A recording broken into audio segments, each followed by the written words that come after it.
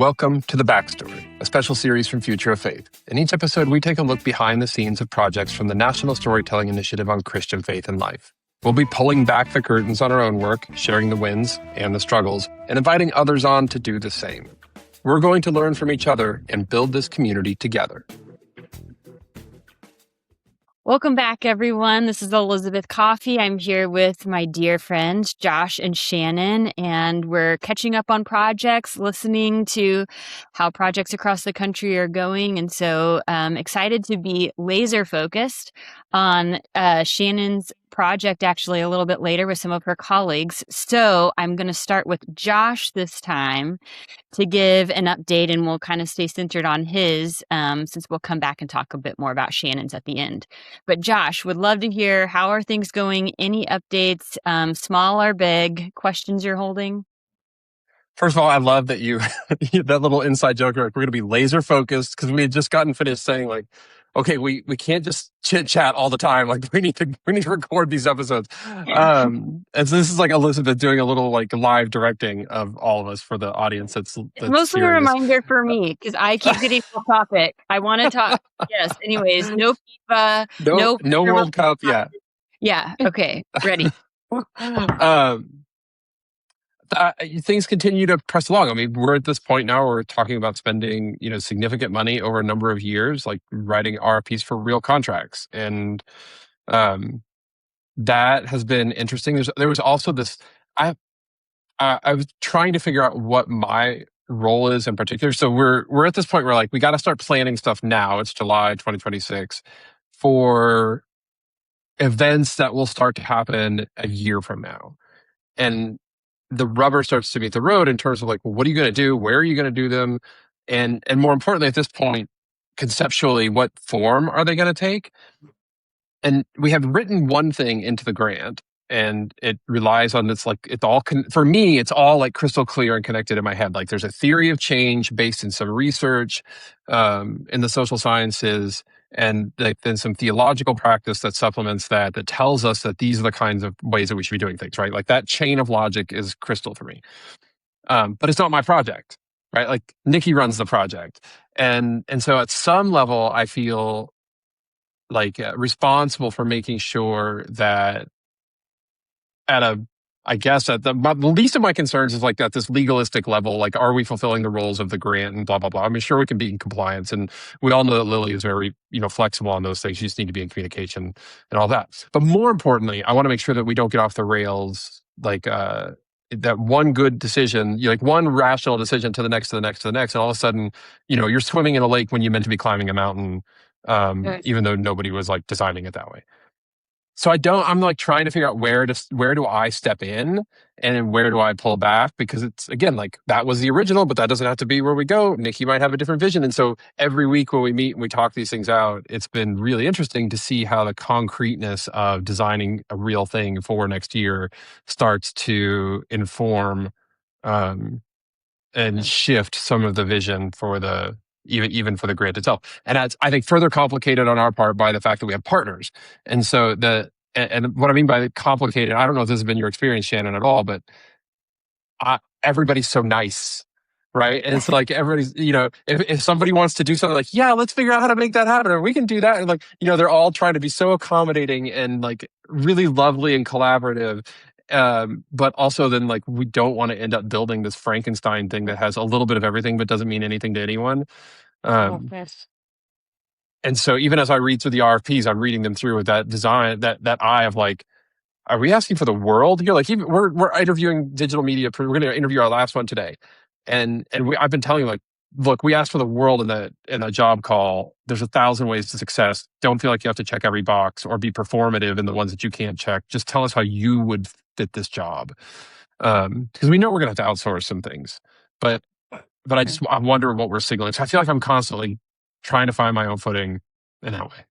Yeah, I just want to say, because I want to peel back a little bit of a layer, that if you don't know Josh, or you've only known him by listening to this, and you've never seen a dashboard that he's created, or then, like, I know, listening to him, like, how, like, I've gotten to see some of the things he's created to make systems work and move to make things make sense. Like wizardry on Excel and various other things.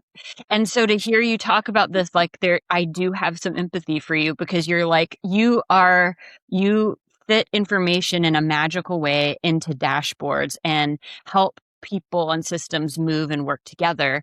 And then what you never see on a dashboard, no matter how many double clicks you click or how many comments you add or how many new layers you create, is the human emotion and human dynamic of what it means to work on a team with people who are wildly nice, like you're talking about, but who at the end of the day, you must create something. I'm excited. I'm glad you named that really explicitly. We get into that even more in the interview that you did with our guests. But I would love to hear even like a little, I mean, Shannon, maybe not in this project. I mean, you have worked on teams. You are like master team worker. You know, you sure an entrepreneur and various other things, but you're not like the Lone Ranger inside of this at work. Your mastery is in bringing people together. Can you speak a little bit to some of the dynamics that Josh just named?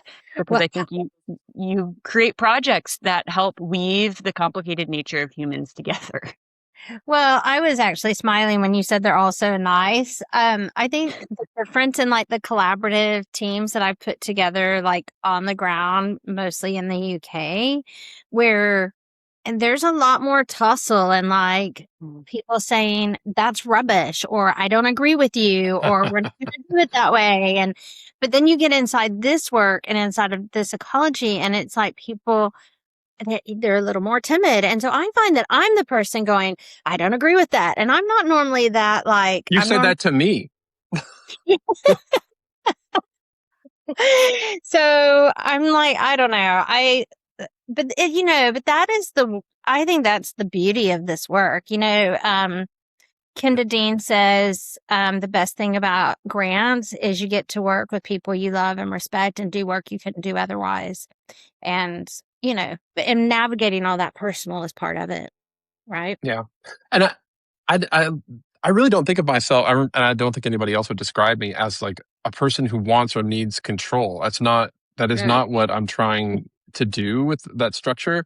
But I do believe in the power of like, let's build a sandbox so that way we can do anything we want. We just know that we're in this sandbox, we can't really break anything. But then outside, if we get outside of it, stuff starts to go haywire. What'd you say, Shannon? Well, and to be clear about intent, I don't think it's control. I know you well enough to know we are about impact. You're not just doing this work to do this work to be compliant, right? Like that's what you said. You can do that. But like, let's make sure we're doing the thing and it's going to have the impact we want to have. We can take some shots. We can have some misses, but yeah. And I don't hear it as control. I hear it as, it's like somebody continuing to point the compass in the right direction, right? Well, and you do that with Shannon and I with this very hard. I mean, like, it not even be a theme if you were not in the picture, Josh. Maybe I shouldn't say this, but the text. I wish the audience could see our text threads, our email threads on various emails, personal work emails, all of them being led by Josh, being like, "Okay, hey y'all." We do have something to accomplish here. The beginnings, the things that are never recorded or shared of us catching up on our lives. So, and none of this have I ever felt controlled. I think you have a real gift, I would say, I'm not trying to be flattery here, but like in the ways that I've felt your own leadership, I'm excited, and it makes sense that you're doing the work that you're doing. And I think really important, you continue to ask the question, what is my role here? While still actively providing the skills that you provide. But I think it's important for everyone who's leading the organizations that are holding and orchestrating the dynamics of the storytelling grant to constantly be asking themselves that question for self-awareness as you're handing over agency to people and letting go more and more of the end product, right? And a number of the folks that we've interviewed have named that very dynamic needing to take place inside of their own projects of like, hunkering down, writing a proposal, you doing, exercising a planning grant, and now the thing, what does it look like to hold that What a does it little look bit more? like? Mm-hmm.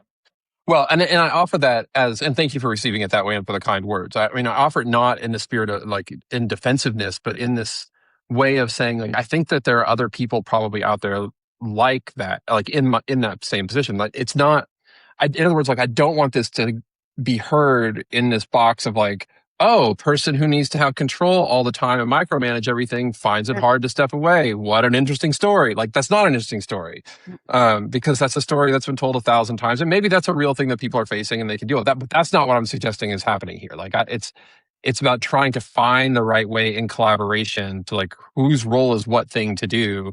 And where do I need to, where do I need to step forward and step back? And that, I imagine lots of organizations because are feeling that. And in part because I think a lot of us are going through this like, well, the person who wrote or the people who wrote the planning grant and then did the planning grant are often not the people executing the full grant. And Yeah. that's what I mean by like, how do you shift that? Because you were in it, like you were in the nitty gritty, the budget lines, all the play. And so you feel some particular ownership of it. You understand the fidelity of logic that went from beginning to end.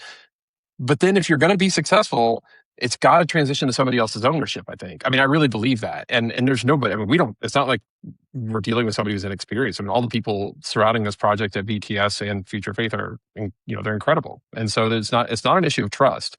It really is just this question of, is a new vision emerging or are we altering, or like, let's just be clear about what we're doing. That's all.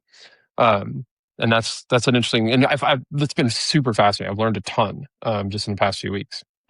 Which does kind of lead us in to this, and we said we would get to Shannon's, updates here, but Shannon's not really going to do updates because we're going to do it in the discussion. Because the guests that we have for this episode are Shannon's colleagues on this project. So we've got Blair Thompson and Tim Soerens, who are working on the same storytelling grant with Shannon. And so we've been getting these sort of nitty gritty weekly or whatever biweekly updates from Shannon about the work. But this is a chance to kind of broaden out, look at the full picture of sort of how the project came to be and some of the dynamics between the three organizations. And that, like, I think of this, y'all, I think of this as like I'm pulling back the curtain. So I ask them some, like, okay, tell me what's not working. Like, really get into the nuts and bolts of this. And so I'm curious, Shannon, when we come back on the other side, to sort of triangulate that against your experience too. So let's sit back, we'll listen to Tim and Blair, and then we'll come back and discuss.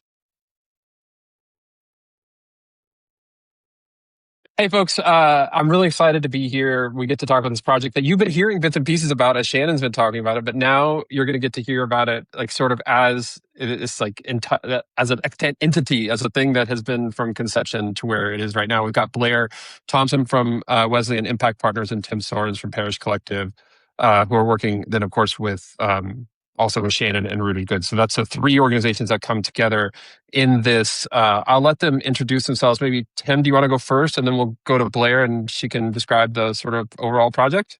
Yeah, I'd love to. Hey, everybody. My name is Tim Soerens. I live in Chicago and I'm the co-founder and executive director of the Parish Collective. And I'm thrilled to be on this podcast. And I'm a faithful lister. So if you're listening to this right now, and you're like, good. I wonder if we've been trying to get all 14 of the listeners down by name. Right, That's good. That's good. There we go. Yeah. Say hi. Yeah, that's great. And I'm glad to be here too. And I'll say, as we kind of lean into the story of how our idea came to be, it really is because of Tim and Shannon. And they're, you have people in your life that ignite your imagination and I think they really do that, I mean, it's just, and anyone that's been around either of them knows that that's just what happens. And so it's a huge privilege to get to, kind of work on an idea together and work on a project together. And I think largely that's what led us to want to do this, is that we are friends, we are colleagues. I think we've all helped form each other in the last several years. And so when this came up, it just felt like the right time for us to work together. And then it was conversation after conversation that ultimately shaped our idea and is continuing to shape our work. And so I just say that there's a huge privilege when you get to do things with friends, right? And friends that are forming you and inspiring you and helping you to be the best version of yourself. And I think that's just so true. Lisa Greenwood is our president and a big part of this also. So just wanted to say that. But at the center of our idea is our audience.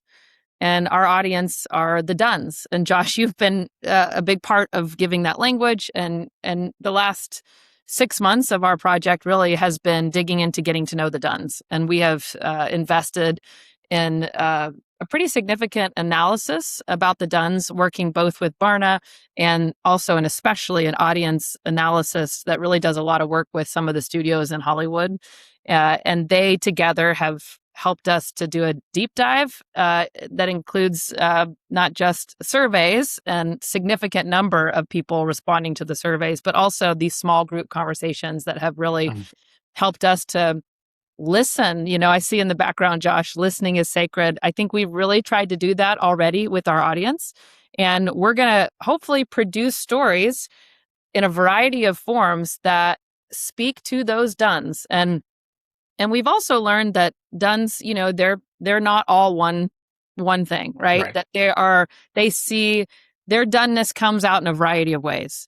And that has been real instructive for us. And so essentially we want to shape stories and tell them and broaden their understanding of church so that, they kind of begin to awaken in a way and say, okay, so church is not just the steeple down the street. That church is not just a building. I mean, that is one part of church, but helping them to define church much more broadly, and then helping them to start to shift their thinking about, okay, not only is church not what I thought it was, but these people who are the body of Christ in the world, they can make a difference in the world, that there is good that's happening because of these people who collectively come together in the name of Jesus as a body in the world making a difference. And so we have learned through our marketing work. Now we have a marketing partner that has helped us to realize you can change people's minds or you can get them to do something different. You can't do both at the same time, And so I think largely what we want to do is start to help the Duns change their mind about church. And I'll stop there and ask Tim to fill in the gaps. But that's the sort of basic idea that we're working through. Blair, can you just name the marketing partner that you're working with before we move to Tim? Yeah, Asha. And I want to say that a word for us, again, this has been a great learning for me, but we have found these incredible partners who, to be clear, Asha is not in the church world business, okay? Like they are a significant marketing firm based in the UK, and they have done incredible campaigns that have been very successful, nonprofits, profit companies, like all of it. But I think and of course, this audience analysis, Louise Chater is her name. But these folks, they have a passion for this because they themselves, in many cases, are in that Dun community, but they believe in this work. They love Jesus. They want the church to be different, better. They see that people are trying to make meaning in the world and that the church could be a part of that. So all that being said, it's been so fun to find partners that believe in this. And they're not just doing it because of the bottom dollar, but because they believe in the mission. Tim, and I'm gonna go out on a limb here and say that in 2024, whatever, before the storytelling grants were announced and the RFP came out, you were not like sitting in your house in Chicago thinking, you know what I need to do? Parish Collective and I, like, we need to tell better stories to the Duns to get them, and I need to do this with Wesleyan Impact Partners and with Shannon. So tell me how this comes together? Like, how does this fit for Parish Collective? I mean, we're also doing a collaborative project and it has its own story, but these can be really hard and trying to fit three missions together and stuff. So where does this come? Where's the nexus here? Well, initially it was not, for me anyway, with the Duns as a category of people. However,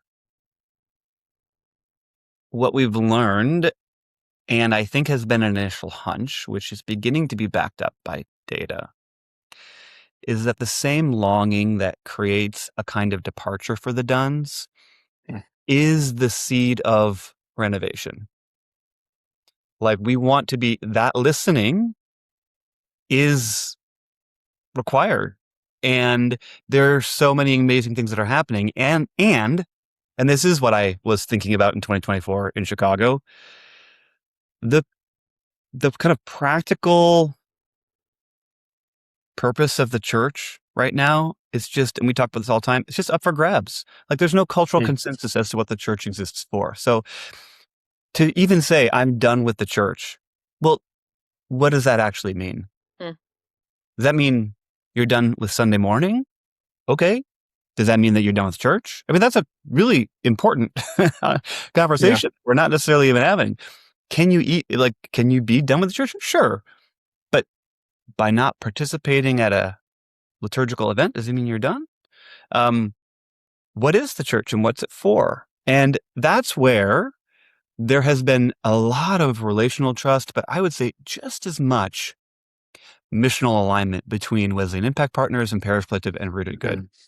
We have been talking about the possibility of the church re-engaging her mission and doing it in a very 21st century way through relationships in real places, joining what God is actually doing out ahead of us for a long, long time.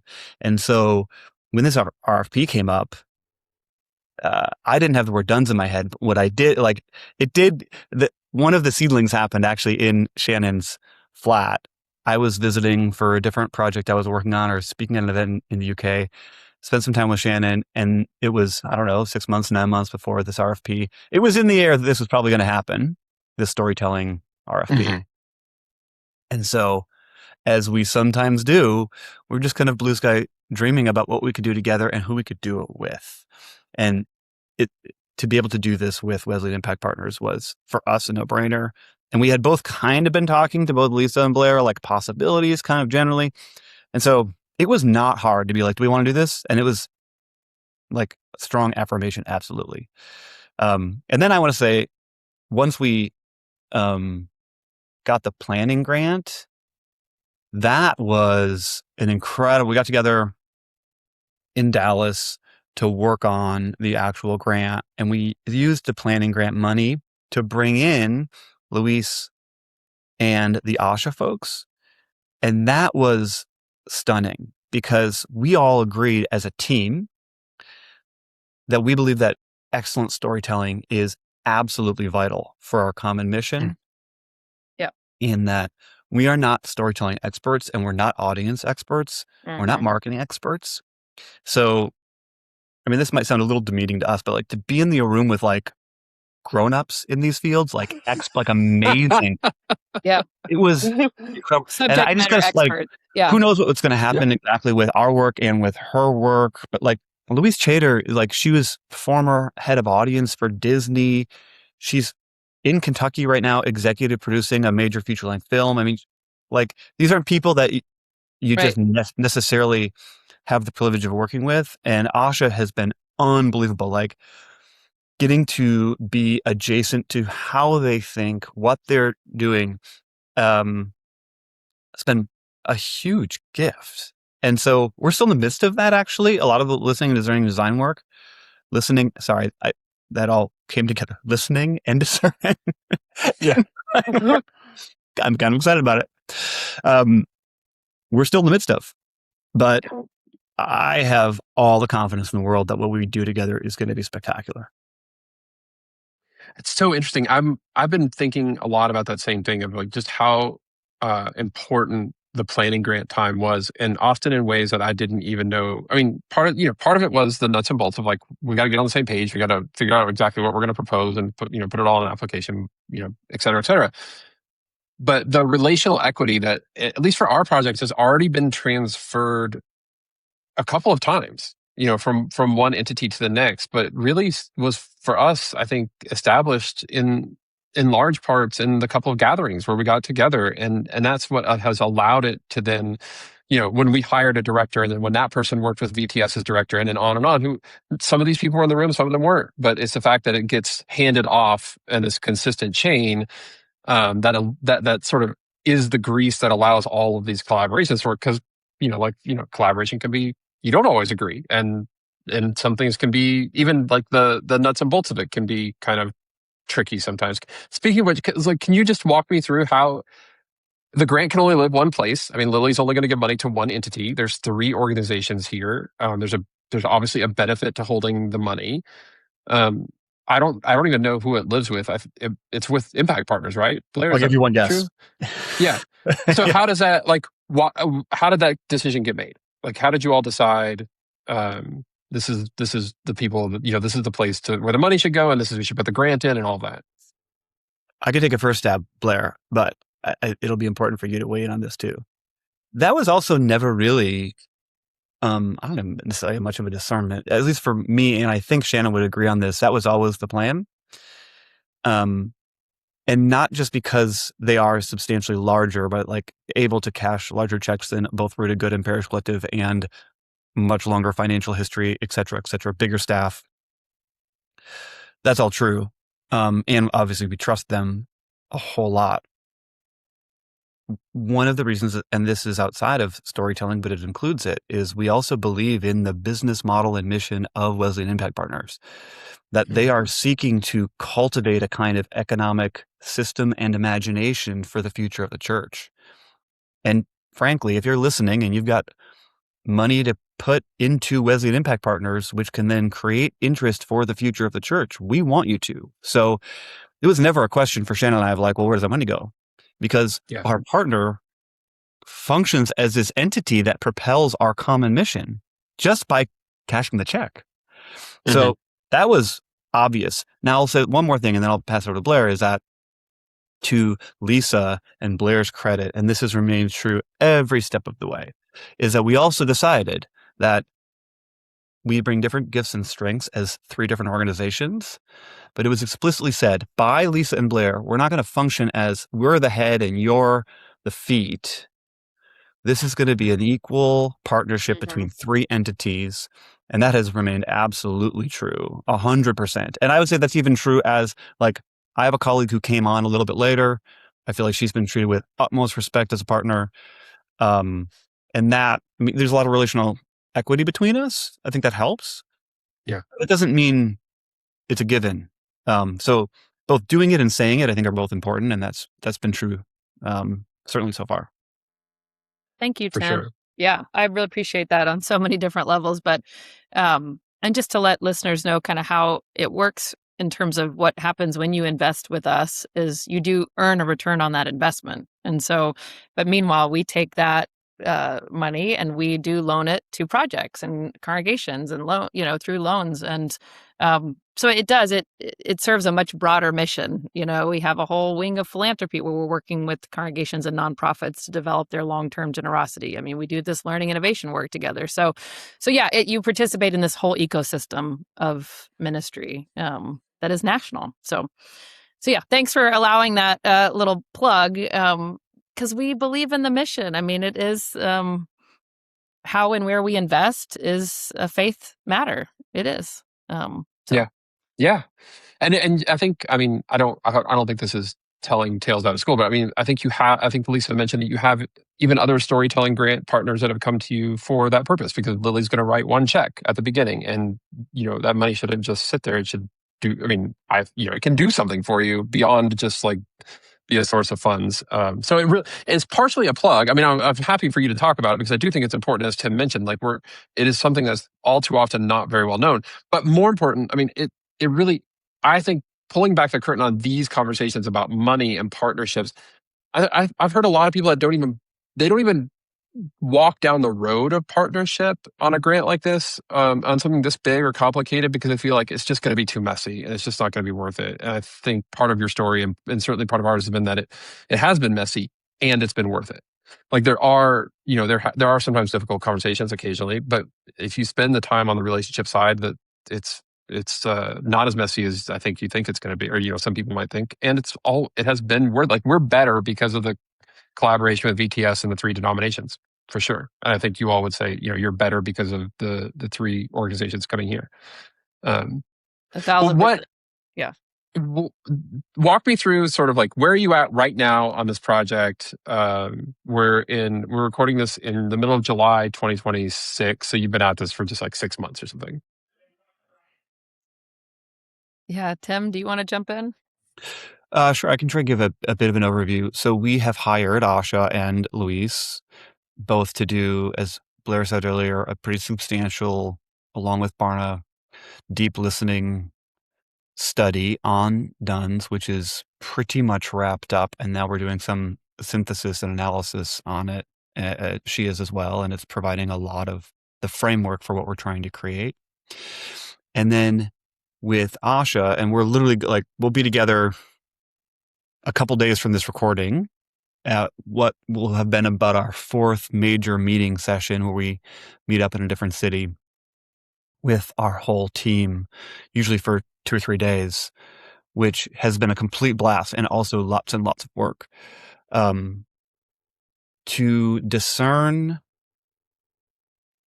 what in the, I think, kind of industry is called a creative brief of sorts. So what we're doing is we are creating the outline of what we are hoping happens, like the architecture of the kinds of stories, the quality, ideas that you could pitch to creatives within the frame of Dunn's and within the frame of our broader hope to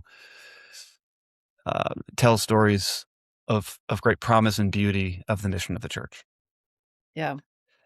That work isn't done yet, though we're rounding third base just about. It's going to open up a whole new chapter, we think, of how we're going to go after this. The last thing I would say is that what we think we're going to do is both, and to be curious about our colleagues, how they're thinking of this, we're kind of thinking in 2 regards as far as the kinds of stories.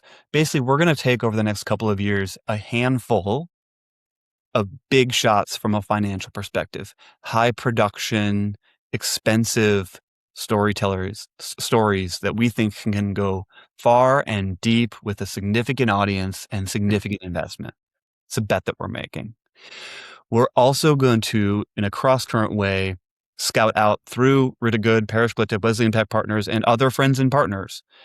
We know with certainty there are hundreds and thousands of stories that are not being told, particularly at the ground neighborhood level of people joining in God's mission to be the church. And we want to work with our partners to figure out how to tell those, like a high quantity of stories, as excellent as possible. So Yes. it's a kind of like, cell phone and widescreen IMAX strategy in a sense. And we're early, but we want to do both if we can. Yeah, I mean, I think largely what's been happening for us over the last 6 months is clarity, like getting really clear on, and what we can say that we're really clear on is that there are lots of good stories out there.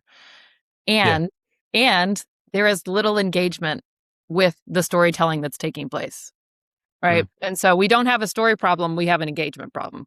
So it's kind of what we've been talking about. And then, the reality is that if we do what everybody else is doing and has been doing, we're going to keep getting what everyone has been getting, kind of thing.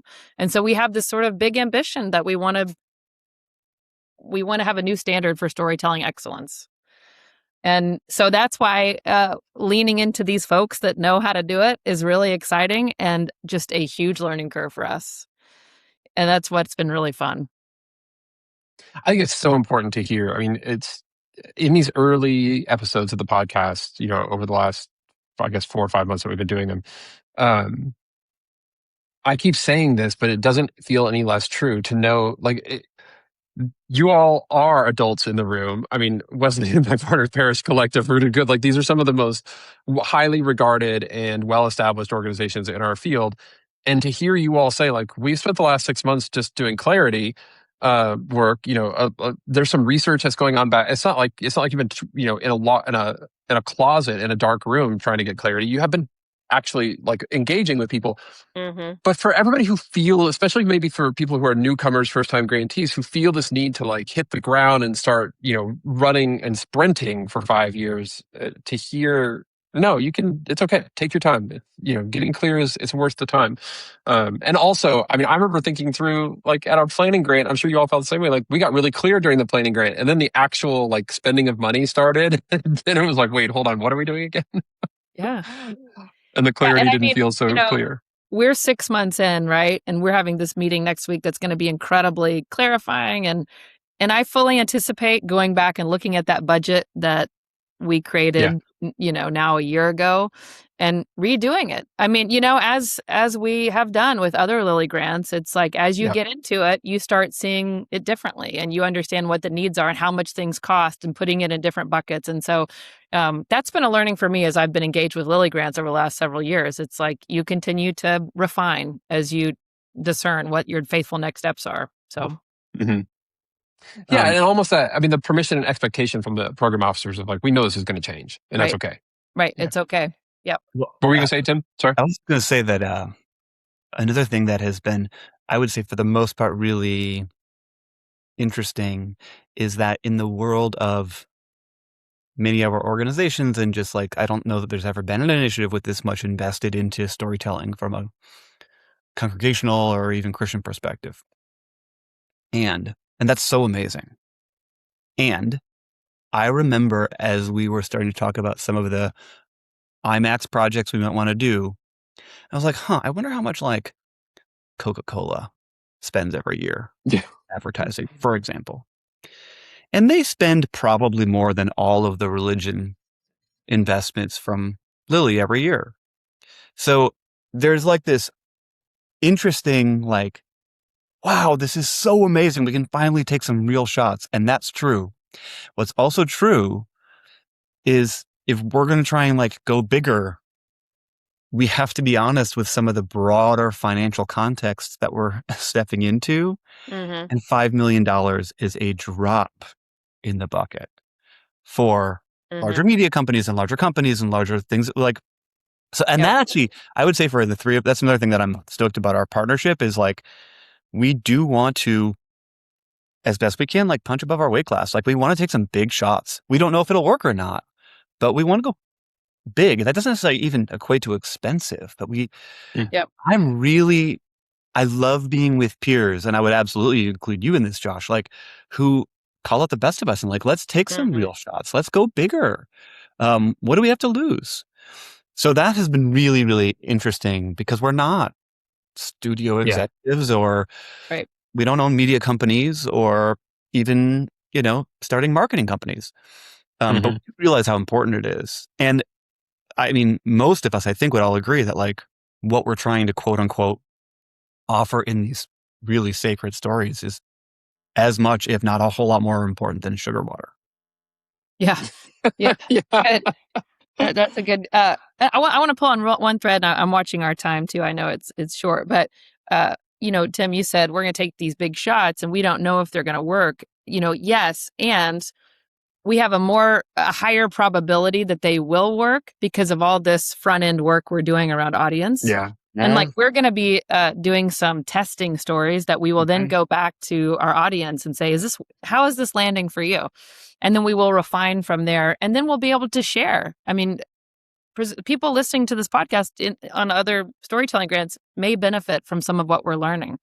And we may be able to share, hey, this is what lands with this audience. So as you shape your stories, as you tell them, here's the way to tell it that will kind of connect in a much more deeper way. Or here's where they're hanging out. Like we're learning where these need to show up so that they'll be seen by our audience. And so all of this, I guess I just want to say that as much as we are partners with each other, the three organizations, I think we're open to continuing to hear from others and learn from others. And so if you're listening to this and you want to reach out to us, I mean, we would love that because that, to Tim's point, 5 million, we're grateful for it. And we can do so much more if we can work together, and we want to help and we want to invite others to help us to learn and to share this more broadly. So I think we're all invested in the larger mission that Lily's identified, which is the need for good Christian storytelling.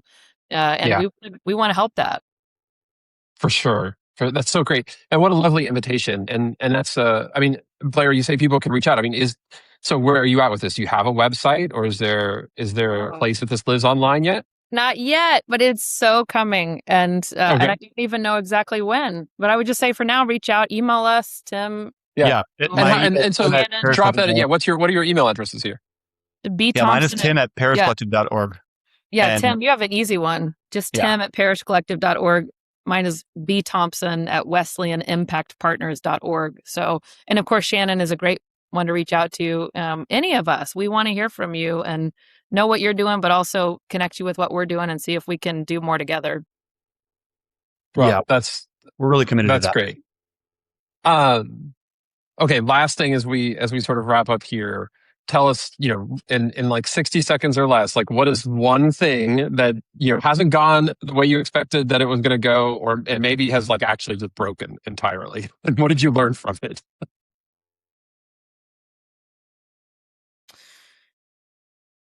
Well, I think I'll just jump in by saying that, oftentimes we want to control everything and every aspect of how these grants should roll out, every aspect of, in this case, I think we had to step back even as we were writing it and to say, no, we are going to have a very open-handed approach to working with our partners because we know that we don't know what we don't know here. And we're going to trust that they're going to teach us and then help shape this as we go forward. And I think for us, that's a different posture. I mean, we're always very open, but to not have a clear plan from the very beginning that's like lined out and instead to have kind of this, man, we're going to trust the process. I think that has been hard for us at times. We've had to kind of look at each other and go, we've got to trust this process and see what happens. And so returning to that mantra, and I will say it's been good for us because as it has unfolded, it's been incredible. And it's already far beyond what I could have imagined. So I think it's that humble posture that has been super important and recognizing like, wait, we need to know that we don't know here and we can learn so much from these others that are experts in the field. What would you say, Tim? I entirely agree with that. I think this has been an exercise in all of us, all three orgs, in, I think, the best way, learning to let go kind of all at once. We have a big decision we're making in about a week. That will be another like, okay, here we go. And that's not finalized yet. And we don't necessarily know. But I would say the other thing that is like, it's the other side. I'm really proud of the clarity work that we're trying to do. We all feel pressure of like, yes, and let's go. Like that's so it's not like a fallout necessarily of that yet, but I think there's like slightly building pressure from all of us, and then collectively that could compound of like, okay, but like exactly what is it? And so we're getting closer and closer, and those two things are related. Oh, that's so great. That's so great to hear. I mean, I think it's so reassuring just for me. I'm sure other people listening are going to be reassured because there is this sort of, as much as we were talking about, like you can take time to discern. I mean, it's disingenuous of me to say that without also recognizing the other side of that, which is it is okay to take this time to discern and get clarity and to recognize that it will result, in this building pressure because people who are like, not doers and are content to just sort of let things happen don't write $5 million grant proposals. Like we're all used to doing things. And it is, yes, but it's part of being discerning. It's part of being faithful. It's part of expanding our own capacities. I love all that. Well, thank you both so much, Blair, Tim. I mean, we're going to continue to stay connected to this project through Shannon. Of course, we'd love to have you back on, in a year or whatever, when it makes sense to check back in again. And we'll certainly drop your email addresses and stuff into show notes, and there'll be a website soon. We're going to be all following along with this project. So thanks so much for being on. Thanks for doing this. Such a great Thanks, vision. Thank you. Thank you. Love this podcast. Hey, folks, welcome back to the backstory. That was our interview with Blair and Tim from Parish Collective and Wesleyan Impact Partners. And of course, they're working with Shannon right here, our own Shannon Hopkins from Rooted Good. And this is such an inspiring project, in part because, I mean, for me, it's so interesting, Shannon, to have been like fully in conversation with you all from the beginning of this, because we are coming at this from such different approaches. I think ours is like 80% ground game, 20%, macro and sort of big shot idea stuff. Yeah. And I think y'all are like 80-20 the other way around. And we get to meet in the middle and all this. So you're sitting there listening to your own colleagues. Elizabeth, you're hearing, I mean, you've been a part of all this too, but I mean, what stands out to you, Shannon? Did that feel like the people that you've been working with and in collaboration with the whole time? Absolutely. And actually, it was just such a joy to listen to it and to like it's been good just to have more FaceTime with them, but like to hear both Tim and Blair, it was like, oh yeah, I'm getting to work with such incredible people on this project. And so it just made me really full of joy and gratitude this morning. And yeah, I felt like they captured it better than my little micro updates week to week or Well, I think they're doing different work, right? Elizabeth, what did you learn? What did you find out from them? I think one thing that we focused on in these episodes with you, Shannon, is that learning piece. So it was great to hear Tim kind of unpack. So what's the hope? And a part of this is y'all have been learning along the way. So he did unpack, like, what are some of the expressions of what this will look like? And I think it's really exciting to think about the chances y'all are taking, the ways you're thinking about it, the ways you hope to be testing. I think I was on this edge of my seat being like, what's the hard conversation y'all are all going to have? Seriously, I'm like, I'm gonna make Shannon tell us. Shannon, I think it's hard, or does Blair only think it's hard? Like all of the things. I'm like, what's the midst of it? We're in the midst of it. What's the tea? But I think also that was just Josh and I, we're friends with all of you, so we know the generous people that each of you are, and so that's also wonderful, and but also really great to hear. I think that there are a number of storytelling organizations that are in the same boat, where a much larger entity is holding the finances for kind of folks that are in really close proximity to both the storytellers and the work. I'm not necessarily saying that's how it is with you all, but I'm just saying, like, a lot of people are in that boat. So it was refreshing to kind of hear, especially Blair, unpack, like, Tim too, but the power dynamics inside of that, kind of naming them up front, but then also kind of naming, like, how are y'all navigating that? I think that was valuable. I kept thinking of a number of organizations that were probably listening from that year. But Shannon, I would love to hear from you also that dynamic a little bit. I would say I thought it was one place that could have been articulated a little bit better, right? Everyone's money is put somewhere. Everyone's money is put in a bank, right? And then you have organizations you work with. I think what's happened for us is the bank is Wesleyan Impact Partners. Mm-hmm. And then what has happened, and I think this is extraordinary and unusual, is Wesleyan Impact Partners has said, we're not going to act like the big organization. We're going to be equal. Like, we're all going to be equal. But we've got more capacity, so we can do all the admin and logistics and expenses and contracts. And what a gift. And they're not taking the same kind of, we have a small, like Tim and like Parish Collective and Rudica both have an amount of money in our grant, like for us to be involved in doing this work. It's not that big, but like they didn't even write themselves in for like this first year. It's like, we can do this as part of GIT because this is part of the work of the church, which has been extraordinary. So not only have they been like really equal, but they've been really generous. And I don't know if that's helpful. I was just going to say, I'm really hopeful that we can continue to have these kinds of conversations on this podcast. I was so grateful. And the reason why I felt comfortable broaching the money question was because, like, as Elizabeth said, we all know each other and have known each other. And so I felt like I knew the angle that we could get into the conversation that would be on friendly grounds. And it also is a chance to do a plug for what I think everybody should know about, which is, Wesleyan Impact Partners' ability to hold this money and have that money make money that you can do more grand things with, which is awesome.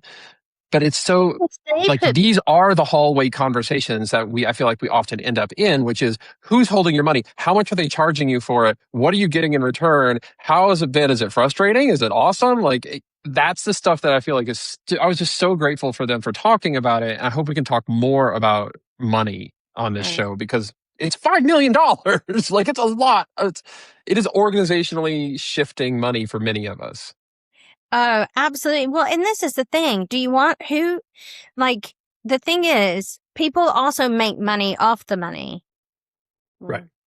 Right. People make money off the money. So who do you want to make money? At least they're going to plow it back into the ecology. Yeah. It's so good. I mean, in multiple ways. Like again, like the interest can come back to you, but also they're lending it out. I mean, I don't need to plug them. That work has been done, and I feel like we're all on the same page. But I agree with you, Shannon. This larger sense, even of like, this is not something that even like Lily doesn't even teach you how to think about this stuff. No. Like this is stuff that I had to learn from y'all, basically. Like on the way, like on the road, and it's really, I mean, it's hundreds of thousands of dollars. Yeah. Can I ask you both then, because there are a number of organizations who are part of this initiative who've never received, who haven't received a Lilly grant, or who haven't received one certainly this large. Is there kind of one or two things what are some of those lessons, Josh, that you just alluded to that you've learned along the way? I think we've named maybe some through this episode, but anything else that you might share with some of those folks who, especially some who are potentially receiving more money at the beginning of this next of 2027, of lessons or thoughts or questions to be asking as they prepare? Well, I would say like the money and the investment, like that's never going to drive the bus. Like the question isn't, money first, but the question is like, make sure you're not leaving stuff on the table. I think that's the deal. And if we combine some of the actual, I think what's been emerging on this podcast, and even in this interview with Tim and Blair, like the key lessons of don't kill yourself, right? Like this is not a sprint. This is a marathon. Take some time, discern, etc. A good project is designed, I think, in many cases to get off the ground slowly, like by design, and that buys you even more time for the power of the full compounding interest, because Lily's going to write one check. They're going to write one check on day one. And if you spend 3/4 of it by day two, that's less money to earn interest over the long haul. And again, like that should never be your driving priority. But I think in this case, good money practice also aligns with good grant practice, like good program practice. So that would just be the one thing I would try and keep in my head is like, it's not like your COO, I mean, your CFO does one thing and your program staff does another thing, but you guys really, like everybody has to be on the same page with these. Shannon, any lessons or anything that you might add to that? I don't think I can really talk that articulate about it. I'm really grateful for Mark Elston, because I feel like he's always like, how do we be smart, both in who we partner with where our money goes, and how we're thinking about how it impacts our long-term budget. Well, and that leads me to my follow-up question to you, Shannon, is like, who's around the table with you? Collaboration. I mean, making sure, just like you named Josh, your CFO is at the table alongside program staff to really think through what's the good work we can do across our organization in regards to receiving a $5 million grant. Before we went to the interview, Shannon, you said that a resource or a book or something on collaboration came to mind. Would love to hear more about what that was. Yeah, so this isn't at all about the money, but there's a book that I love by Twyla Thorpe called The Collaborative Habit.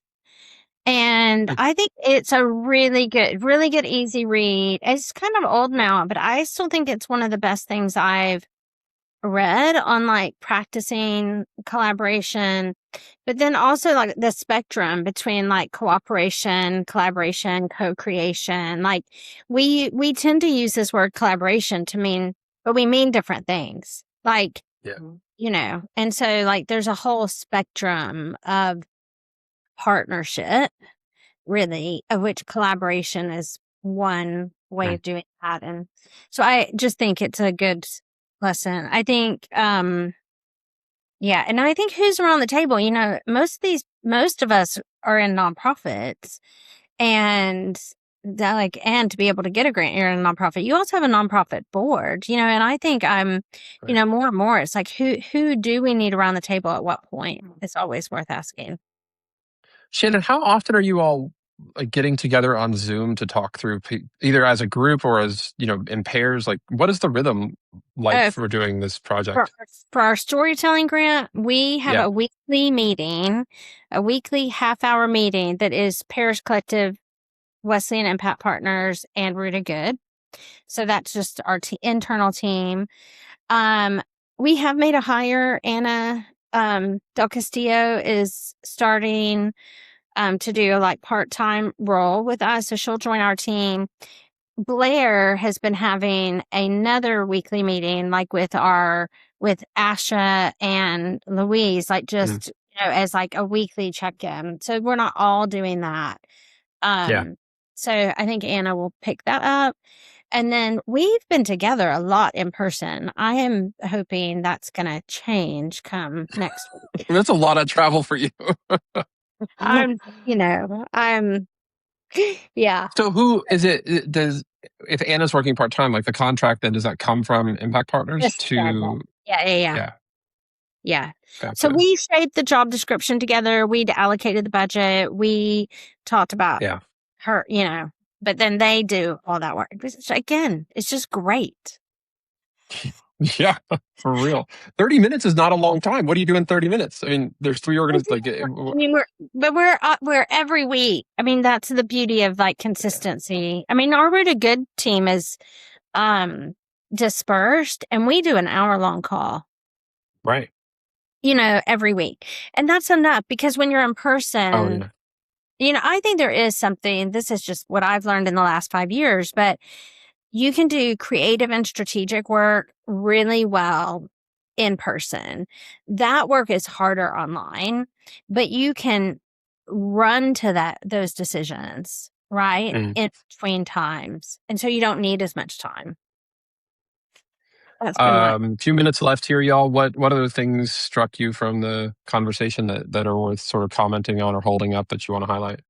Well, we have focused a lot in Shannon's updates on the learning, and that came up again in this last call with Tim and Blair on the DUNS and all of that research that Louise and has helped foster and steward. And I just want to say and then the offer for collaboration and sharing of learning. I look forward to new and more public ways to collaboratively share that, because I think that research, I've not seen it. I'm only eager to, and I think that it has implications across not just a field of Christian storytelling, but I think across faith communities and religion in general right now in our society. And then on a selfish note is like, I feel like whenever I hear y'all talk about that research, I see friends.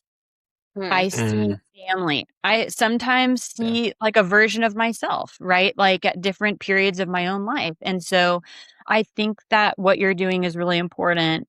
And I hope institutions that are listening might get jazzed about folding that inside out in a way that's meaningful across an entire community of people. Okay. Yes, we're working on that. Shannon, did you learn anything by listening to Tim and Blair? Oh, I didn't learn wouldn't be the thing, but I just was like, yep, they got this. And then I thought, wow, it just sounds so compelling. Like I was like re-ignited. And then it is like we are, but I've said to you before, being in somebody else's process and like it does, and like trusting experts, like the lack of like choosing to say over and over again, we don't know. We aren't the experts in storytelling. We're just not. Which is hard because we do know the stories we want told out there, but we're obviously there's right now. What about you, Josh? Come on. I want to know what you thought. Well, I feel like because I know them, I felt that interview is a little bit different than the others in the sense that it felt more of a conversation than an interview. And so I feel like I ended up saying a lot of the things as I was listening back to it. I was like, oh, I interjected quite a bit. But I will say, so I don't know how much more commentary is needed for me here, but I will say that I took away I thought it was so interesting to hear how the 3 entities come together around a project that no single one of you would have ever thought about applying for probably by yourselves. Like none of you, like I asked Tim that question, like none of you were sitting around in 2024 thinking like, what we need to do at Rooted Good is a storytelling project. And in some ways, that's the greatest thing about this initiative. Everybody can see themselves in it, but also very few of the grantees that I know of think of storytelling as their primary or even core deliverable. I mean, there are a few, but most of us, it's a pathway to do this other thing. And the fact that you all found common ground and were really formed and shaped by each other along the way is, testament to what Kenda said. You get to work, and it doesn't just mean like you get to hang out. It just means like it's an opportunity to enter into conversation with some of your closest friends and the people you respect most, and allow yourselves to be shaped and your organizations to be transformed by each other. And it's, like what Elizabeth Park said in the interview that we did with her, where she's like, you as a listener are going to be changed by the stories you hear. The same is true for organizations. Like if you're in a collaborative process, you are basically saying, I'm willing to let my entire organization to some extent be changed by working with you. And that's, I think that's probably less true for Virginia Theological Seminary than it is for Future of Faith, because, this project doesn't consume as much of their organization as ours. But nevertheless, like we are having an impact on them and vice versa. So I loved hearing that stuff. That was super interesting for me. It's good. Yeah.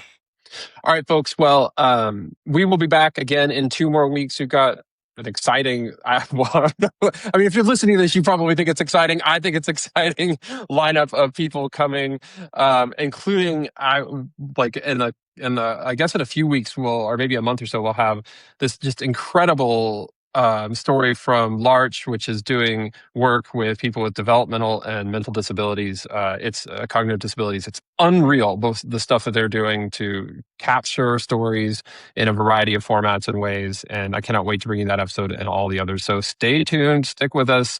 We'll be back in a couple of weeks. You've been listening to the Backstory Podcast. For all the episodes and more resources, head over to www.futureoffaith.org/storytelling.